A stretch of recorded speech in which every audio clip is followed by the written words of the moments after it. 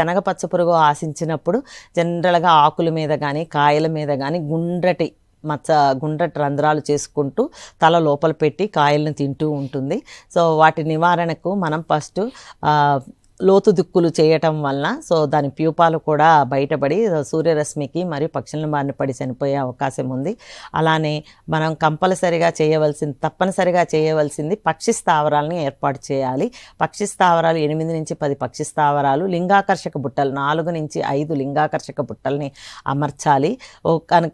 అంటే తొలి దశలో కనుక వేప నూనె లేకపోతే 5% వేపగింజల కషాయాన్ని వాడాలి. వేప నూనె 5 మిల్లీలీటర్లు లీటర్ నీటికి కలిపి పిచికారీ చేయాలి. ఉధృతి గనక శనగపచ్చ పురుగు యొక్క ఉధృతి గనక ఎక్కువగా ఉంటే బీటీ బ్యాక్టీరియా సంబంధిత ఫార్ములేషన్స్ బీటీ 2 గ్రాములు లీటర్ నీటికి కలిపి పిచికారీ చేయాలి. కానీ ఉధృతి ఇంకా గనక ఎక్కువగా ఉంటే స్పైనోసాట్ 0.3 మిల్లీలీటర్లు లీటర్ నీటికి కలిపి పిచికారీ చేయాలి. లేదా క్లోరాంట్రోనిలిప్రోల్ 0.3 మిల్లీలీటర్లు లీటర్ నీటికి కలిపి పిచికారీ చేయటం వల్ల శనగపచ్చ పురుగును అదుపులో ఉంచవచ్చును.